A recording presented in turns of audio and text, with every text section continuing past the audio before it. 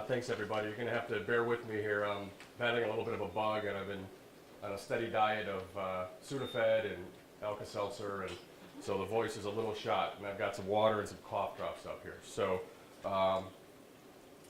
let's get started here.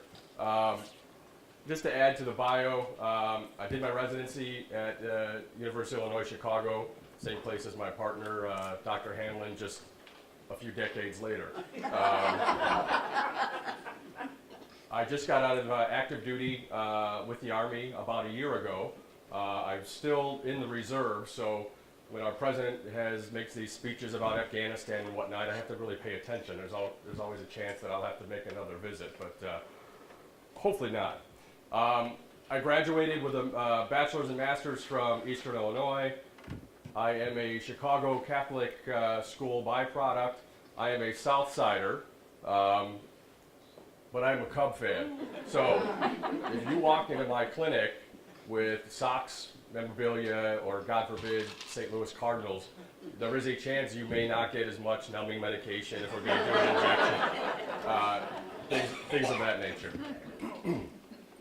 Okay, so in terms of the objectives tonight, I want to talk about some of the most common problems that I see in clinic, and not because of any importance, but just I think that in terms of what's out in the community and probably what most people are interested in. We'll talk a little bit about shoulder anatomy, some of the terminology, and then obviously I'm open for questions.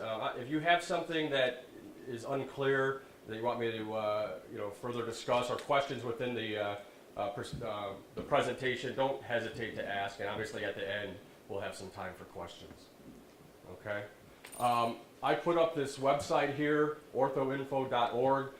Most of my slides and pictures and whatnot is from this website, and this is a patient education website that comes out of our Orthopedic Academy. There's a lot of good information there. You essentially go to that website, and somewhere on that page they have a skeleton, and you just click on the area of interest, and it'll give you 50, 60 different links to different problems and whatnot. Okay. In terms of what we utilize as we're working up a shoulder problem, the biggest thing when you walk in that door is history, asking questions about your pain, the characteristics, the quality, what brought it on, what have you done for treatment. All that information helps us sort of get a feel for what possibly could be going on before we even start ordering other tests. A physical exam obviously plays a part of that, and then imaging. Baseline for everyone is an x-ray. We can get a lot of information, obviously, about the bones from x-rays, but we can also infer other things. Oftentimes, if we need to continue that workup, MRI comes into play, CT. Ultrasound is becoming an interesting foundation in terms of orthopedics, to where you can use that technology in the office to get some information about anatomy, about pathology. And that's become a bigger part of how we deliver treatment, whether it's injections or other things along those lines. And then part of that diagnosis often leads to interventions. Again, whether it's an injection, whether it's us putting a brace or a splint or a cast, we're sending folks to therapy. Again, along those lines, in terms of how we work this up, location of the pain is important to us. You know, if you had an injury, what happened? Was this a high energy motor vehicle accident? Was this, I was just gardening over the weekend and my shoulder's a little sore? There's a number of different things that come in here. What's the quality of the pain? Any prior injuries, any surgery? Are we dealing with a problem that was fixed before and now may have failed? What have you done? What makes it worse? What makes it better? Have you tried anti-inflammatories? Have you just rested it and it became better? And then always with shoulder pain, we have to be concerned with what's going on at the neck, okay? Anytime your nerves in your neck get pinched, they can radiate pain down your arms, including the shoulder. So we keep that in mind as well. So in terms of the things I'm going to talk about, we'll talk about impingement, rotator cuff tears, frozen shoulder, arthritis, biceps tendon labrum, that factors into instability, And I should have taken that off. I'm not going to be talking about fractures tonight. In terms of the anatomy, this is a complicated region, okay? We're dealing with bones, muscles, ligaments, capsule, and all of this gets factored in. You've got three major bones that make up the shoulder joint itself. You have the humerus with its ball. You have the scapula, which has a number of different pieces off it, including something called the coracoid, something called the acromion, and then the socket called the glenoid, and then you have the collarbone. And here's the bones here. Interesting in terms of the joint here, you've got your ball and you've got your socket, but unlike the hip, the socket in the shoulder is pretty flat. So I always describe it as a golf ball sitting on a tee. It requires other things to keep it stable, but that's why you have so much motion at the shoulder. Okay, unlike the hip, where you've got your socket, bony socket that captures it, it's very hard to dislocate your hip. It is much easier to dislocate your shoulder. That's why you need some of the soft tissue structures that we have to help with that. Okay, so what I want to do is just run over some scenarios, and we'll talk about all these different problems. All right, so we've got a 60-year-old tennis player. Weekend warrior, spent the whole weekend gardening and playing some tennis, obviously. Weeks of discomfort, all right? So this is not a new problem, but it's getting a little bit worse. Anytime that patient moves their shoulder above their head, they have pain. Full range of motion, and at rest, they don't have a lot of issues, okay? This is the most common thing that I see in clinic. And this is consistent with impingement, okay? There is a whole spectrum when we talk about impingement in terms of what can cause this. Initially, it's reversible, okay? It often is inflammation. It can be that the tendon is inflamed. It can be that the bursa is inflamed. A bursa is a little soft tissue sac that's in your body, often around bony prominences where muscles or tendons have to glide over it. It's supposed to help that process, okay? It makes things slide a little better. Unfortunately, it can secondarily become inflamed. In the shoulder, specifically, when you have this inflammation, the rotator cuff can become involved. First, it can become thickened. As that process continues, you can get delamination, which is sort of tearing along the fibers, and then you can finally get abrasion, shear, and even frank tears. Well, what causes this impingement? Well, first of all, impingement in and of itself is usually pain in the subacromial space. On top of your shoulder, or your shoulder blade, at the edge here, it's called the acromion, okay? Right underneath it sits a space, and then sits your rotator cuff. We're talking about pain in that space. It can be caused, again, from bursitis. It can be caused because where the collarbone meets that shoulder blade, there's a small little joint. You can get arthritis there. It's very common to get arthritis there. I've seen folks 18 years old in the Army have arthritis there. It's more related to activity. If you get spurs that hang down, all of a sudden you have less room in that space. So the rotator cuff, which sits there, can get impinged upon. You can get spurs, like we talked about, off the bone, and that all generates pain. I'm not real sure how well that's showing up, but X-ray here, we're looking from this view here. We're looking at the humerus and the ball, and then the socket is superimposed on it. This is the space we're talking about. And over here, we've got a spur that's hanging down. So you can, just there, you can see that's actually like a bony restraint, putting pressure on the underlying tissue.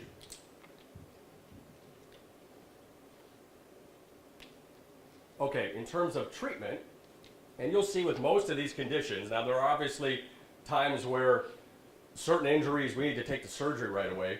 For the most part, we're going to try to treat this conservatively. What does that mean? Well, we need to control the inflammation. Almost everyone that comes to see me is going to get put on an anti-inflammatory. Some people can't take them for various reasons. We may go to a topical if they can't take the pill because of GI issues or whatnot. We still try to start with that. A lot of basic stuff, ice, elevation, relative rest.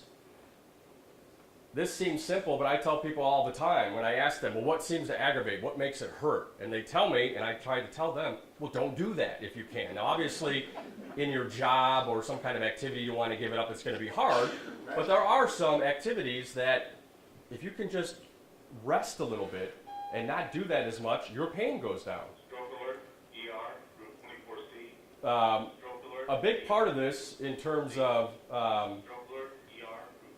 in terms of what else can we do before heading down to any kind of intervention is therapy. And I'm not going to go into the details in and of itself, but that remains a big part of it. Now with this condition, I often tell people I'm sending them to physical therapy. And I get this, oh, Doc, why would you do that? It hurts to move my shoulder. Well, I get it. The problem is when you have impingement, the way you use your shoulder changes. And if we can change that and get it back to where you have more balance, better posture, using that shoulder better often helps the condition. So that is often something that I have to deal with, and I have to break that cycle and convince people that it's going to help. Again, impingement, we're dealing with conservative measures. We often do formal physical therapy.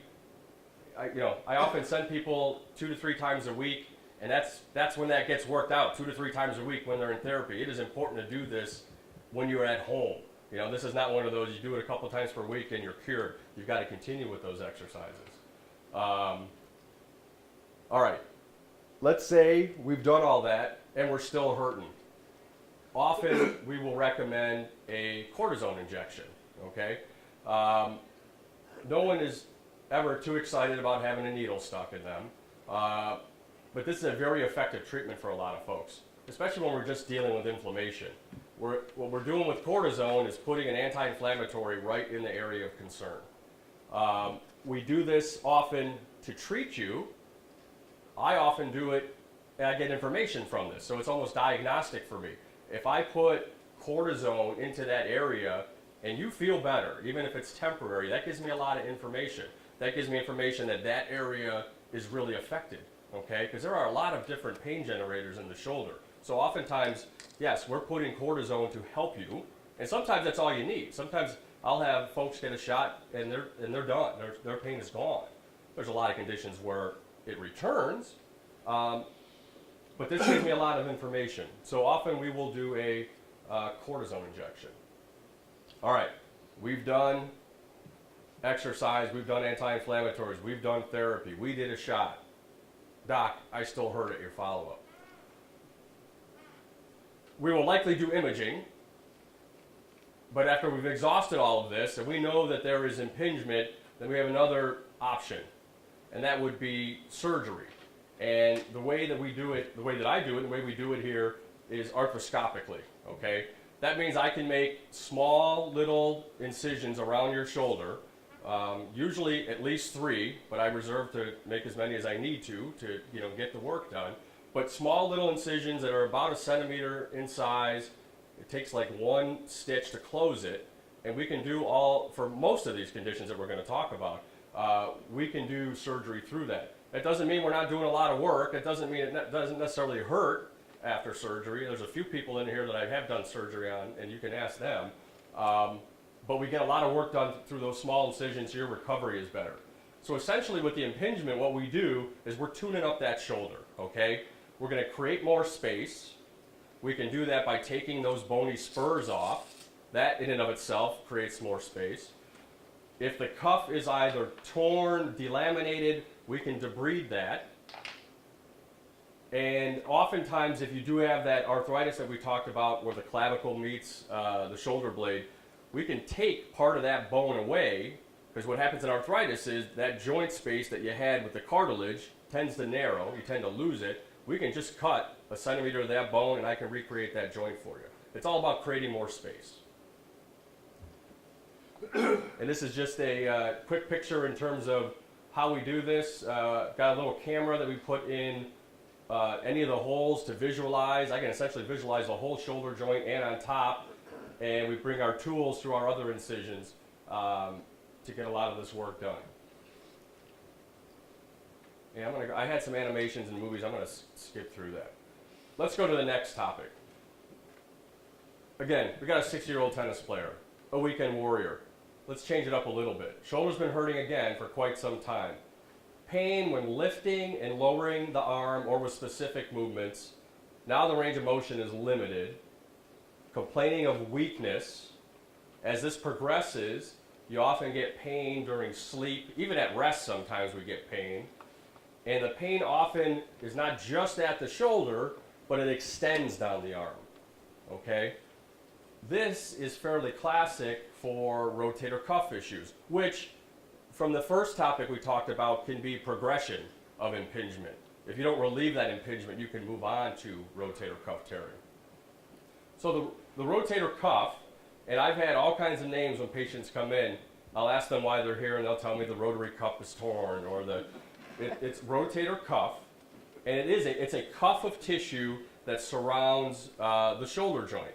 There's 4 muscles. They're not very big, but they're very important to your motion. And it's more about when you initiate motion, okay? So when you start moving that arm up to the side or in front or rotating, that really is rotator cuff. There's 4 muscles. They originate from the shoulder blade, and then they attach on your humerus. They attach on the ball in different places. You've got one in front, you've got another one on top, and then 2 in back, okay? And they all have different functions. The one on top is the most often torn or injured tendon. So how do we get these? Well, you can get it acutely, meaning from an injury. You can have a bad fall, land on an outstretched arm, and get a tear. More common is, unfortunately, as we age, like everything else, there's wear and tear involved, okay? That tendon does not have a great blood supply, and as we age, that gets even poorer. If you add impingement, if you do add some kind of injury, it's at risk, okay? You can get a rotator cuff tear as a part of another injury. If you dislocate your shoulder, you can tear it. You can break your collarbone and sustain a rotator cuff tear. Again, it's more common as a chronic injury, as a breakdown. We talked about some of this: poor blood supply, bone spurs. What are some of the risk factors? Well, in certain jobs, if you have a repetitive stress, if you are repeating the same motion over and over and over again, especially if it's overhead or lifting at with an outstretched arm, that's why a lot of overhead athletes are prone to having this. Painters, laborers, and then of course, like we mentioned, once you get above a certain age, it seems like the breakdown is inevitable. We talked about utilizing advanced imaging at times, so MRI is real crucial, especially for this problem, because it gives me a lot of information. One, it lets me know whether somebody has a tear or not, okay? So in this picture, here's your humerus, here's the socket, your rotator cuff muscle is here, and normally this is going to taper down to a tendon and attach here. And what this slide is showing you is so here's the normal attachment, but we don't have that tendon. We've got a space. Here's the end of the tendon that's torn. So in addition to this is torn off the bone, it's also migrated. It's moved away from its normal site, okay? This gives me an idea about the timing, and then this retraction, how far away is it from its normal site, gives me an idea about, am I going to be able to fix this? Because if it creeps away far enough, it gets real difficult to grab that end and pull it back where it's supposed to be. If you can't do that, sometimes you need to go to something else. In addition, sometimes it is so hard to get that end down. Maybe I can do some, in surgery, do some releases, get it freed up a little bit. But the tension is so tight to get it repaired back that's almost bound to fail, okay? But an MRI is always going to be ordered. Okay, what do we do for treatment? And I think there's a pattern here. With most of these shoulder problems, again, with some exceptions, we are going to try to treat this without going to surgery. I love to cut. That's why I got into it. I have fun at surgery. But I also need to make good decisions about who's a candidate, who's ready, who can I help with surgery, okay? I've had 4 shoulder surgeries myself. They hurt, okay? I can empathize with folks, so I don't just nilly-dilly say, oh, your shoulder hurt, let's go take a look at surgery. We often do this where we exhaust conservative measures. There's a lot of patients that don't enjoy this because they feel like I'm almost halting their inevitability to go to surgery, and that's not the case, because there are a lot of these modalities are all you need. There's a lot of people, there's probably some folks here that have rotator cuff tears that may or may not know about it. You're still waking up every day. You're still, staying active. It's not a given you have to have it fixed, okay? And if we can do things, whether, again, it's anti-inflammatories, an occasional injection, physical therapy to help protect or use other muscles to help you regain function, we try to do that, okay? Other factors go in to all of this and a decision to go to surgery. Well, what's the age of the patient? How old is this tear? If I got someone who has a tear that's going on 5, 6, 7 years, it's going to be very difficult to fix that, because with time, that tissue retracts and it scars. There's not a whole bunch left to try to repair. How bad's the pain? That's a difficult thing to make decisions on, because everyone deals with pain a little different. What's the functional deficit? Well, it's very important to be able to do certain things. I often find it very common for our senior ladies. It's very important to be able to reach the top of your head to do your hair, okay? It's very important to be able to try to get that arm in the back to fix your bra. Those little things, those activities of daily life are very important. We've got to factor that in terms of, well, can you do that right now? Can you do it without pain? And then again, the chance of that repair being successful or not factors into whether we do any kind of surgery. So in terms of what we do in surgery, well, we try to repair it, okay? It's a torn tendon, it's torn off the bone. I try to grab that tendon and put it back where it's supposed to be. What we see here is we're actually inside the joint, okay? Here's the normal, here's the head of the humerus, here's your tendon coming and inserting. On the other side, you essentially see a hole. So this has torn, and you can see the edge here. So there's that hole. Here's the humerus. That tissue is supposed to be here. So we grab it. It's just another picture here. Torn rotator cuff. We can see the hole. We take this tissue, we throw some sutures in it, and then we try to dock it back into the bone. And we use anchors and other things for this. Again, post-op, once we fix this, it's not over. Then you start the long process of physical therapy, okay? There's real limitations after this surgery, especially in terms of what you can do. You're in a sling for 4 to 6 weeks. You don't really move this shoulder actively for a month or 2. The therapist will move it for you. You'll take your other arm and move it, but I don't allow you to come out of the sling in the first couple of weeks and try to move that arm. That repair potentially is going to be jeopardized. So it's a long recovery. There's restrictions, like I mentioned. For those that are still working, it's usually, depending on what you do, there's a pause here before you can go back to work, especially if you're a laborer, unless you can do one-handed work. And I tell folks, in terms of physical therapy and your recovery, you may not be maximized for 9 months to a year after this surgery. Okay? It doesn't mean you hurt for that long necessarily. It just means you can continue to get some benefit in terms of motion and strengthening that far out. Okay, let's move on. Any questions? Yes? Yeah, I have, mine was from repetition, using the weed eater for 15 years. And I got a bone spur here, Hamlin said, Dr. Hamlin said, and he said, well, if the shot doesn't help after a while, surgery's about the only thing. So. But I mean, it don't hurt while I'm sleeping, it's just when I go up like this. But there's a spur there, he said. So you're probably in that earlier stage that we're talking about.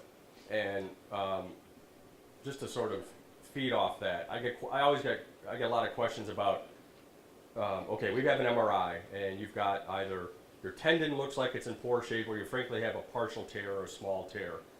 Well, I said I got arthritis in it too. Okay. Severe arthritis. Okay. I often get asked, can I wait on this? Do I have to get it fixed? Is it going to get worse? And I always give the answer, I don't know. I mean, I can't predict. I Yes, pretty much live with it. there's a chance it can, but you've been, like, it doesn't sound like it's necessarily worsened for you. No, it You're, just you're stays still the same. moving it. Yeah. So you're that case where it's probably sitting right where it, from the get-go, it's still sitting there. Whereas there are some people, if you wait on it and you continue with that repetitive activity, or just, if you wait on it, the tear can extend. It's really hard to predict.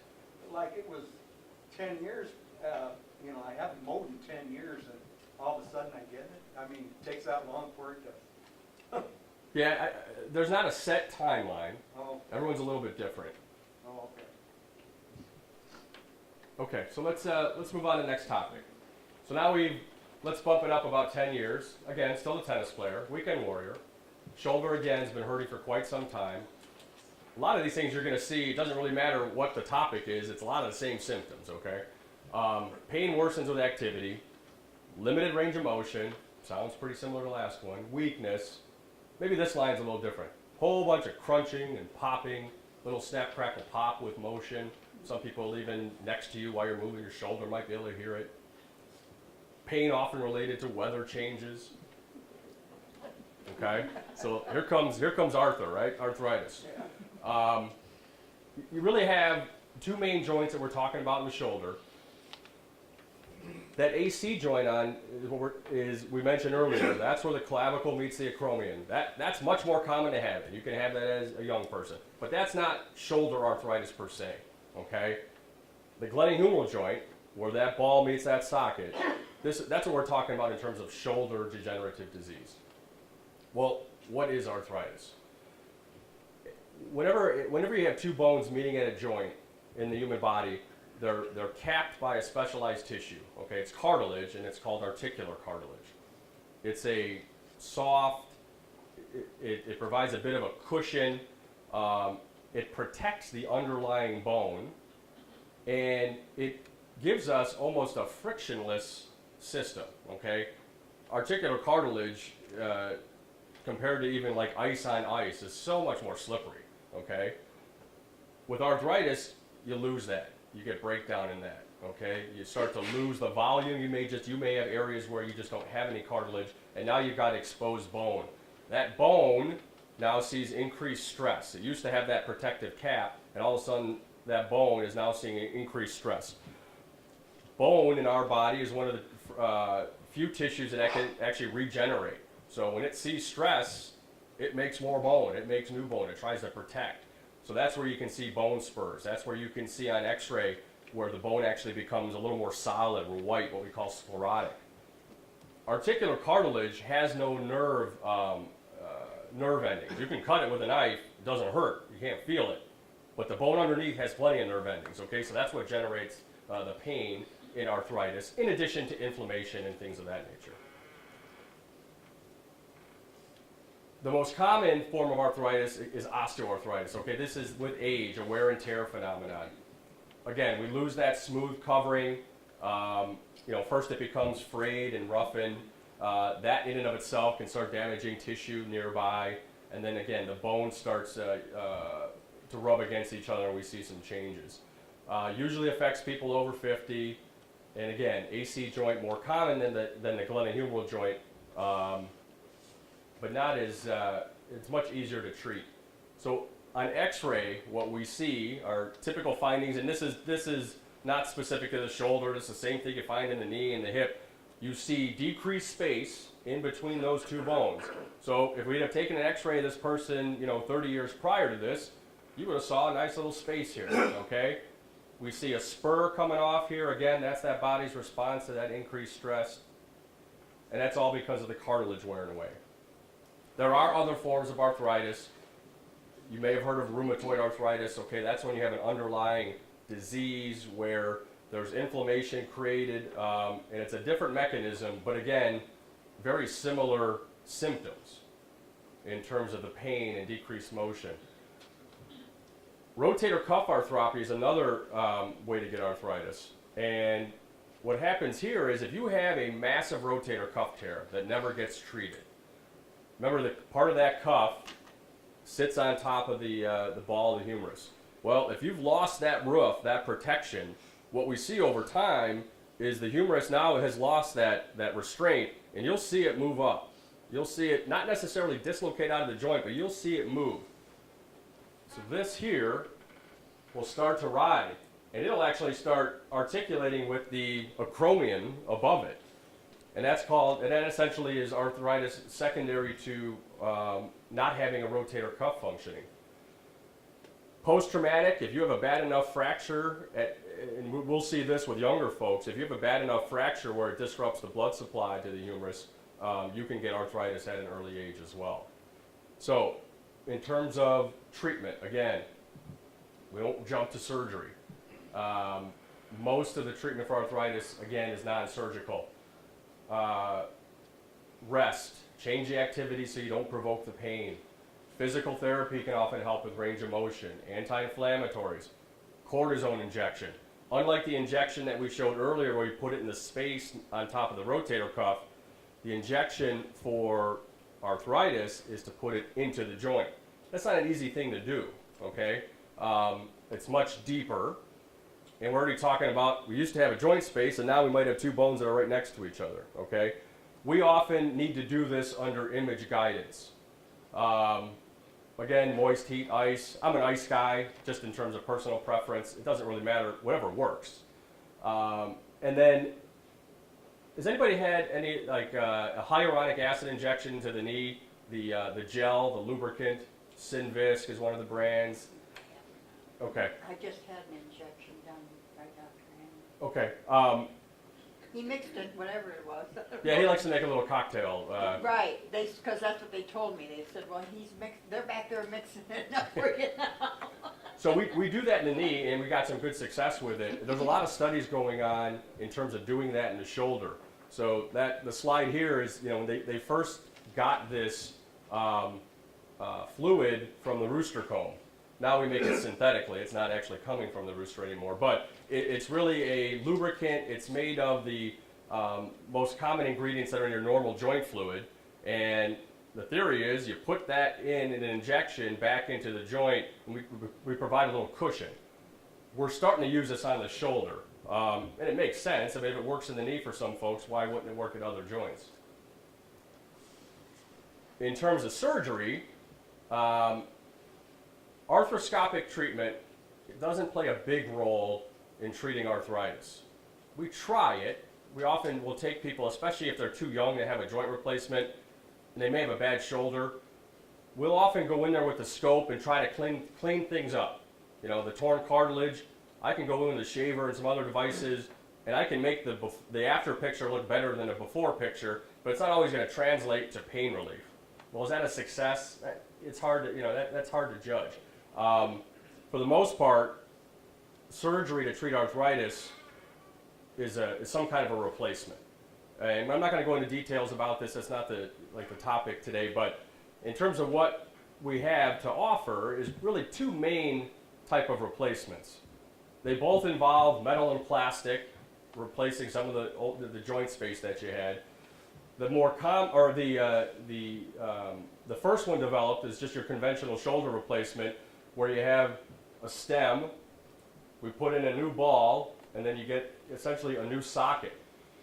There's also something called a reverse total shoulder replacement, and that's for folks who don't have a rotator cuff. So if you had a big massive cuff tear, never got it fixed or it failed, and you develop arthritis, this is a different type of implant.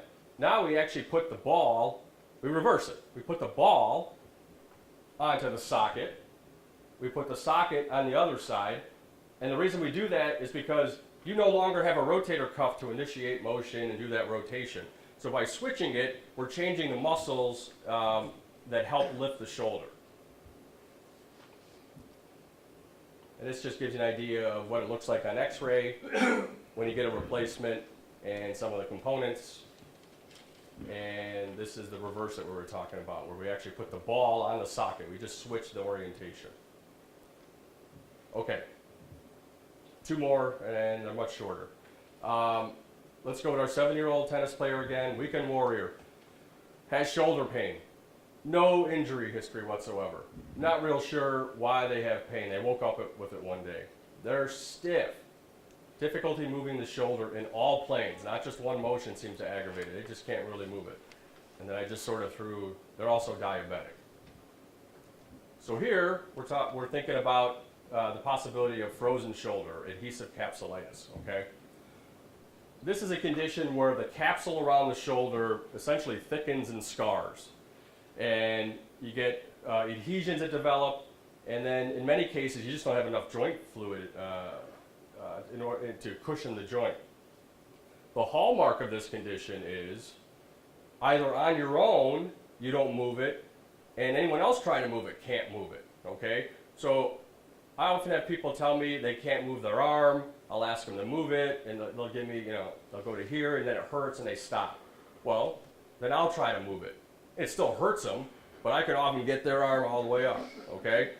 In this condition, same thing, it hurts, they stop, they can't get it past any farther. I go to move it, I can't get it any farther, okay? There's a stop to it. And that's because when you get that thickening, everything scars in. And this is just a depiction here. The capsule, so now we're deeper than the rotator cuff, right? We're deeper than the muscles. We're talking about the tissue that actually encompasses the joint. And you'll see that get thickened and inflamed. Again, I'm not sure if that's showing up real well. This is capsule tissue here. And on the other side is an adhesive capsulitis. You can just see by the color change just how red and angry that tissue looks compared to the other side. There are 3 classical stages. Not everyone fits this, but it's rather consistent. So that first stage is what we call the freezing stage, okay? You slowly get more and more pain, and then you lose range of motion. And that can last anywhere from 6 weeks, often up to, or sometimes to 9 months. Then you go from that freezing stage to where it's frozen. The pain tends to lessen, but you can't move that shoulder still, okay? And then we got this thawing stage, and that's where that motion slowly starts to improve. If you look at those stages and the time, well, if you're at that upper end, 9 months, 6 months, 2 years, that's 3 years or so of having crappy motion and a lot of pain. That's not necessarily something that people can just live with, okay? Causes. We don't really have a good handle as to why or how this happens. We do see it increased in folks that have endocrine problems like diabetes, thyroid issues, folks with Parkinson's. Sometimes it's our fault, doc's fault. Sometimes I put you in a sling after an injury or surgery or a fracture, and we put you in too long. And if you had an injury, there's inflammation stirred up. If you're not moving it, sometimes you get scarred in. Again, this should be the hallmark when you leave here. We always start with non-surgical treatment, okay? And you can see more than 90% of folks will improve with this. One, because of what we do with anti-inflammatories, steroid injections, or therapy, or it just burns out on its own.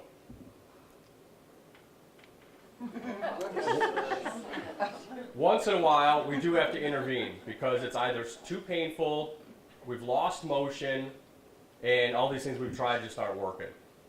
Manipulation under anesthesia, no, this is not how we do it, obviously. But essentially what we do is we put you to sleep in the operating room, and then I move that shoulder. So all of a sudden, you got to here, and this is how far I got to in the office. Well, we put you to sleep, and all of a sudden it's lean, bend. There's audible sounds. They're not very pleasant. And we get that shoulder. We essentially break up all that scar tissue. Sometimes we do it in combination with an actual surgery where we go in. We may manipulate before. Sometimes we do it after. And then we might go in with the scope and then try to release some of this tissue. Again, this is more of a last case scenario. We try to get everything done just with therapy and on your own. Dr. Thormeyer, I have heard that frozen shoulder is more prevalent in women. Do you think that's true? It is true. Okay. And again, there's not a You don't know set why. reason for it.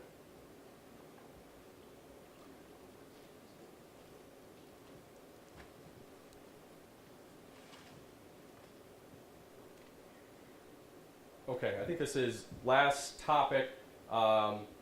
we're going to go a little younger here, 40-year-old tennis player. Again, weekend warrior. Fell while diving to make a backhand. Immediate severe pain, limited range of motion. Now we're talking about a deformity, sometimes even some numbness and tingling. So now we've got a situation, and again, not everyone's a radiologist or a doc, but anybody notice anything wrong with this picture here? It's not a socket, right? That ball's not sitting on the tee. All right, so this is a dislocation. A number of different things have to happen for you to dislocate, meaning there's tissues that have to fail in order for that to happen.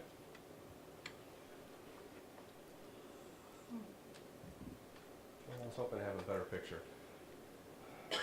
Let's talk a little anatomy. So, labrum is a soft tissue bumper. It's a bumper that circumferentially goes around that socket. Okay, we talked about how flat the socket is. You've got a piece of tissue that's almost like a chalk block on there. It helps with stability.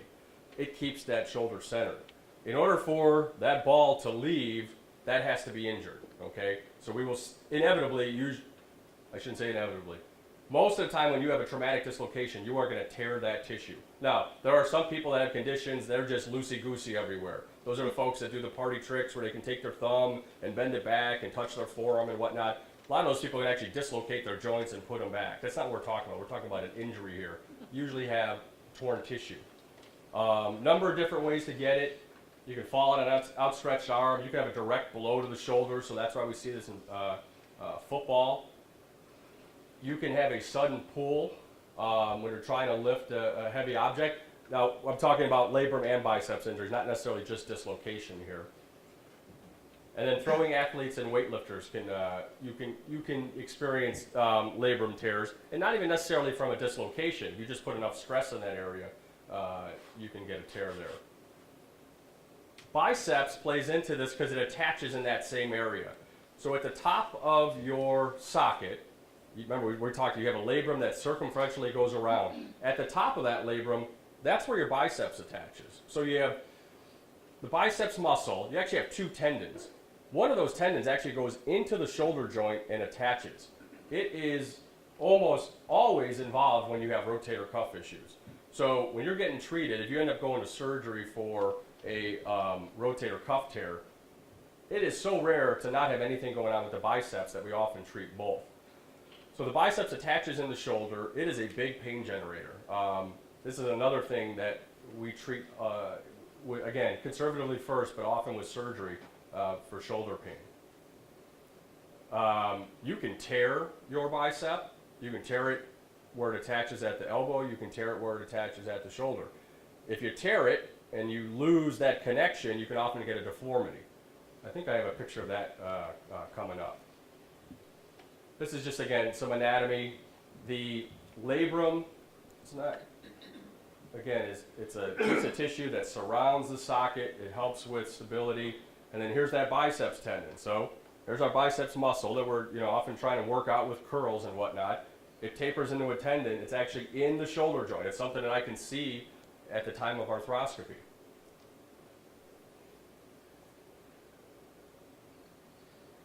This is just showing some thickened biceps tendon consistent with inflammation.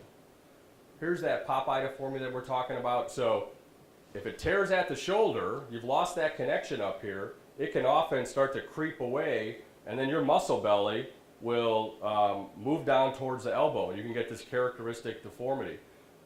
I was doing this presentation, I was sort of tightening it up yesterday, and I was showing my boys, hey, look at this Popeye deformity, and they had no idea who Popeye was. They just didn't get it. I guess it's not on, Cartoon Network anymore. Or I didn't even go into it. I was going to start talking about olive oil and whatnot. I just forget it. Okay, so with a biceps injury, we guess what? The first thing we do, anti-inflammatories, potential injections, therapy, all that kind of stuff. Let's say that's failed. We still have biceps issues. You can do surgery for it, which is, interestingly enough, is one, we cut the biceps out of the shoulder joint.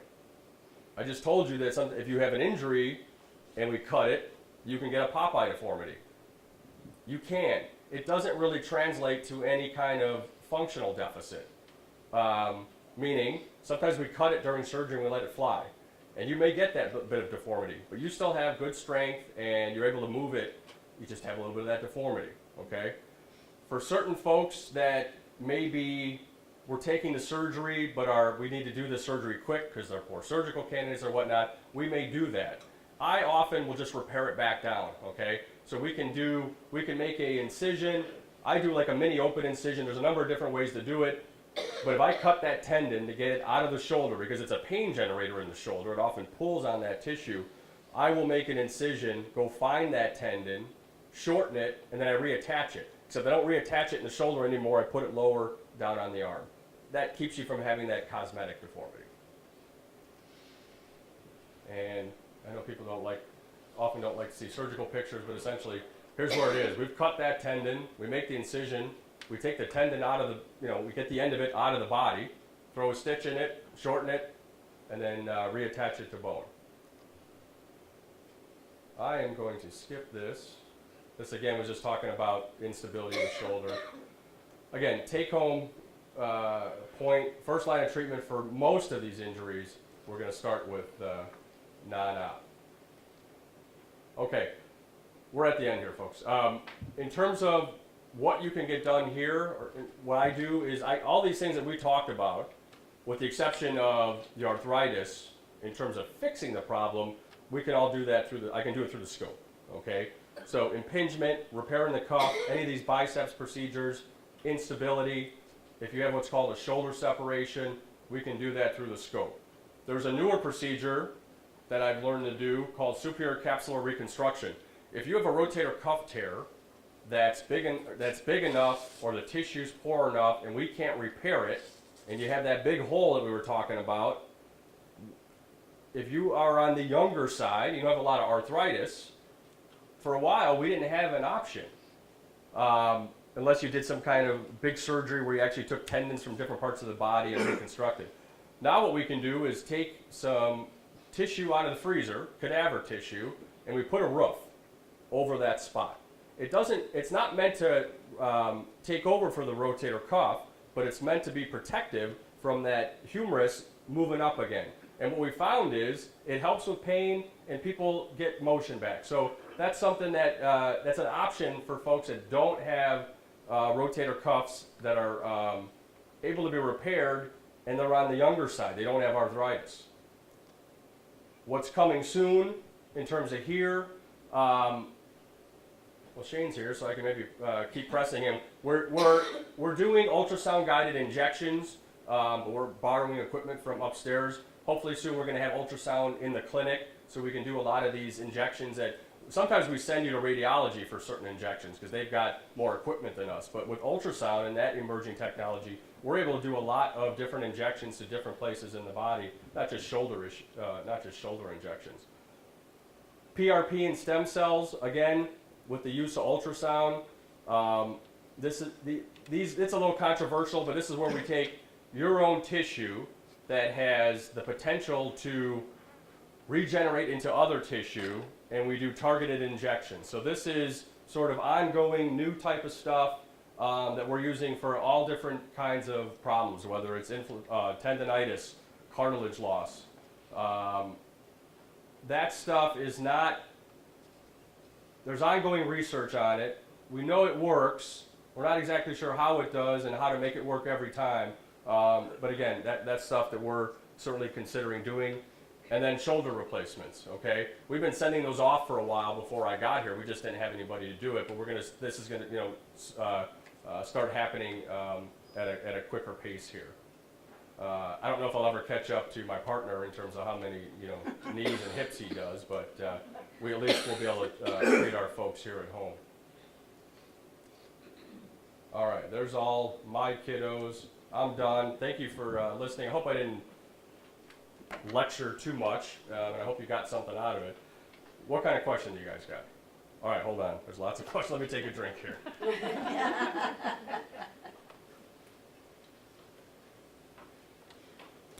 Okay. Yeah. The stem cell, is that viable for osteoarthritis as far as cartilage replacement? It's used for that. If you're asking me to give you a percentage in terms of success, it's better than a coin flip, but we're not, I mean, what I'm getting at is we're not there yet. And the other thing that has to be factored in is those type of new procedures are not covered by insurance. So then what you have to do is weigh the whole, how much does this cost?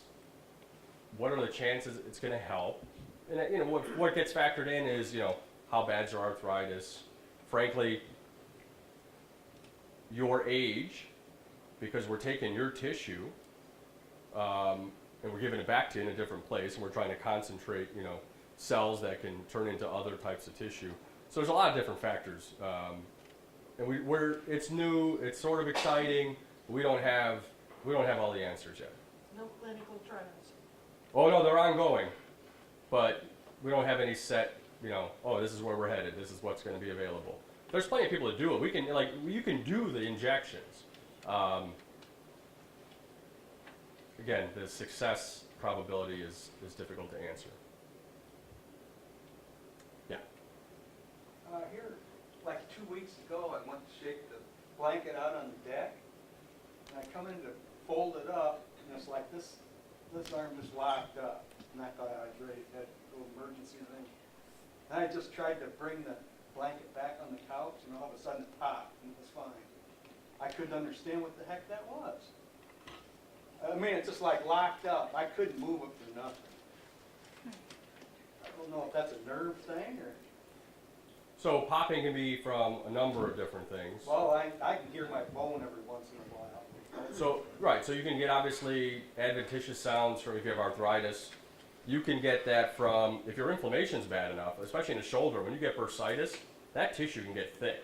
I mean, it can get thick enough to where when we have a camera in there, I often have to ask my assistant to move the shoulder so I can figure out what's bursa So that's versus what's tendon. that spur in there could be causing a lot of that problem. I think you need to come see me. Okay, though? In your case, when, If it's just spurs that are putting pressure, yeah. I'm thinking about it. My girlfriend's got to get hip surgery in a month, but I got to have this arm healthy in order to put her compression socks on. So I'll be in after that. Other questions? Yes. I believe the term was the rotator cuff arthropathy. Arthropathy. Okay. How badly do the tears need to be? How much of the shoulder needs? To develop that, Yes. it needs to be big enough to where you're going to get migration of the humerus. So a tear that's not that retracted, it is probably not going to ride up and escape. Essentially, we call it humeral escape. But if you have a tear that hasn't been treated, and maybe it's not bad enough that happens, you can still develop arthritis as part of age. So it's not always that the rotator cuff causes it, but it might just be along with it. So that's one of those questions where, let's say we do a scope and there's a tear that we think we can repair, but there's terrible arthritis. Now, we really should have an idea that was going on before we get in there. But every once in a while we go in there and we're like, whoa, we didn't see this on the MRI or whatnot. Then you got to make a decision about, is it worth repairing that cuff and going through all the rehab and everything else it takes to get that to heal and be a success? When you have real bad arthritis, you may still hurt. So that's some of that decision making that has to go beforehand as well. I don't know if I answered your question, but I'm thinking of the untreated long-term tears.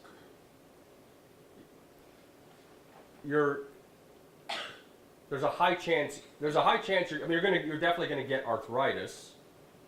Is it going to get bad enough to where you need a replacement? That's a hard question to answer, because there's a lot of people that have just horrific looking x-rays. You don't know how they get by day to day, and they're doing okay.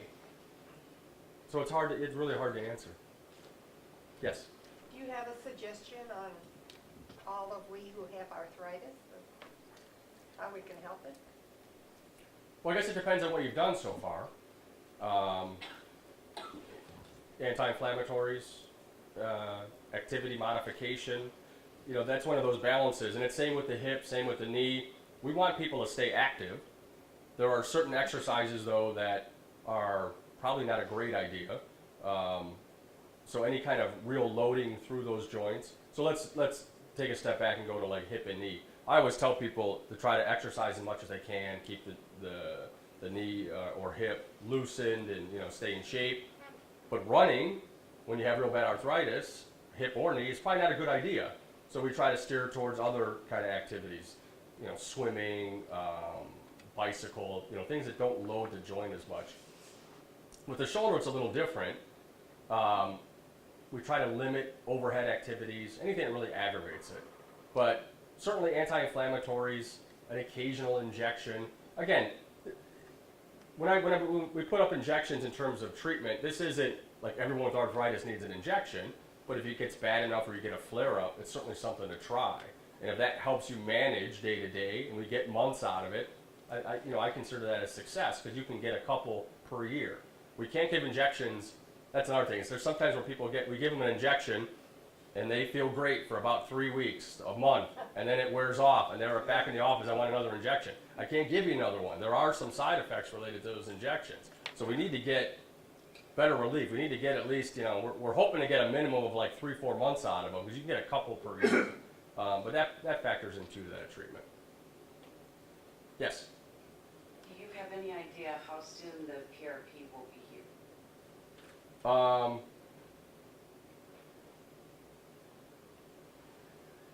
And we can do it. I mean, we don't have the equipment in house. All you need is you need a centrifuge Right. to spin. Because what we do for the PRP, it's called plasma-related protein. We take a sample of your blood, we spin it down, we separate the layers. In one of the layers, there's an abundance of growth factors. We take that layer, it's like a super concentrate, and that's what we inject back. It's very good or I shouldn't say very good. We've seen good results for tendon problems. So people that have, jumper's knee, tennis elbow, things like that. That's a pretty good treatment. We can do that at any time because we can just have one of the companies bring their equipment in and do it. But again, it's not covered by insurance. That means, some kind of price has to be figured out between hospital and whatnot, and we can do it. And I haven't done that a lot here. In the Army, they had it easy. If you had TRICARE and we could do it, you got it. There was no sort of cost. We did PRP on everybody. Like we certainly did it as a main treatment, or if we did a kind of a repair, we threw that on top, like a kitchen sink type thing. But I haven't done it here yet for that reason. We got we haven't really gotten into the details of how much it would cost. But there's plenty of folks doing it. I mean, it's out there. We can do it. But I think it's one of those things where we have to, rather than just wing it, we've got to come up with a plan, sort of put it out to the public in terms of what it can help with, what are the chances it's going to help particular conditions and whatnot. Yes. Thank you. Do you have any suggestions for preventing shoulder problems, especially for if you have a job that might be kind of high risk for that?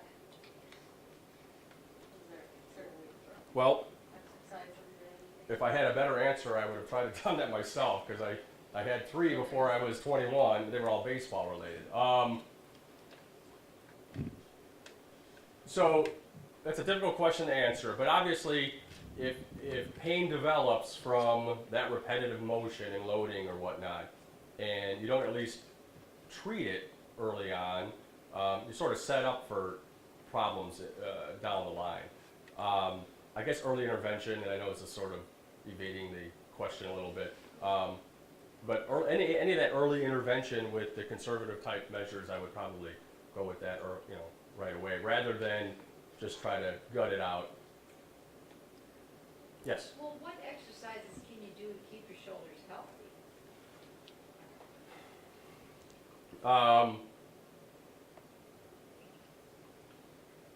So I mean, there's a lot of different sports that that we engage in, whether it's racket type sports and whatnot. That obviously deals with a lot of overhead stuff. There are specific exercises that are related to rotator cuff and those small muscles and postural muscles around the scapula. That's not something you usually tend to work out when you're at the gym. So when you're at the gym, you're working the bigger muscles, biceps, pec, deltoid, lats, things like that. I really haven't seen a fitness trainer or anybody at a gym put anybody like on a rotator cuff workout necessarily when you're going with a trainer.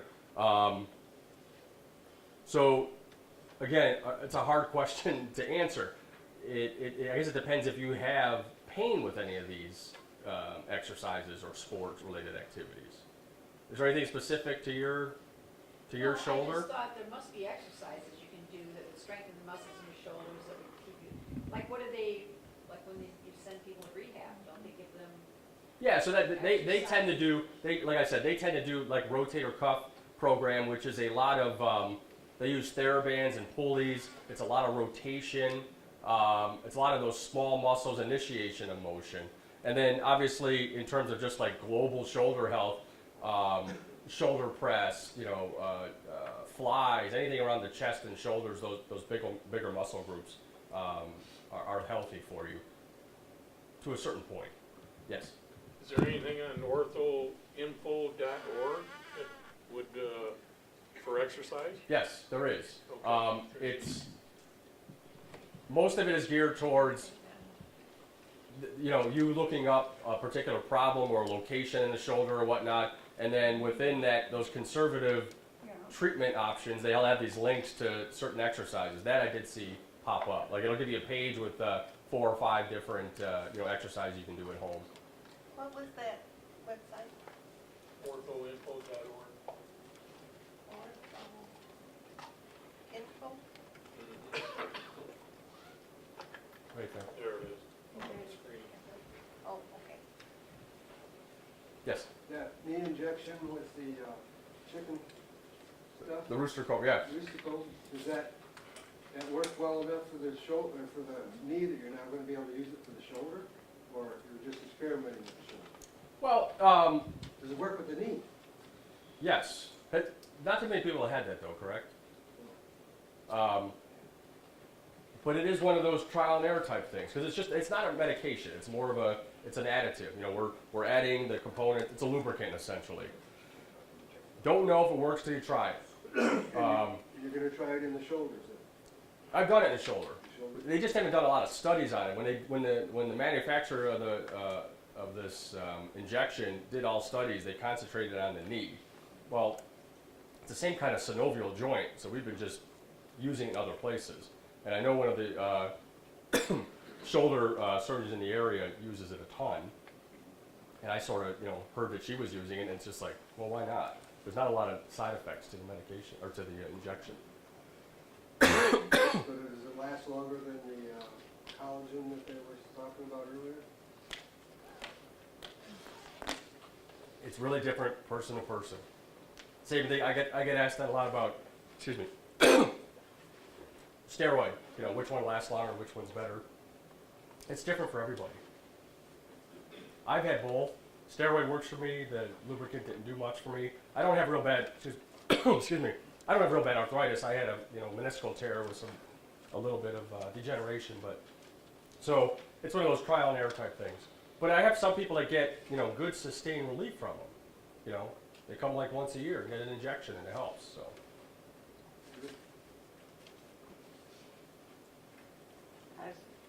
I was good to say, but when I lean over the car and I roll up my window like this, the shoulder actually grinds. I'll lean over, and when the movement, it actually grinds.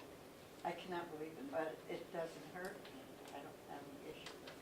are you talking about the arm that you go the other one? The one I'm leaning on. I'm rolling up the window on the opposite side of my car, because I don't have power windows. I have them built for vacuum type. And so I'll lean over, and when I roll that, the movement and the pressure on this shoulder grinds. But it doesn't hurt. I wouldn't obsess about that.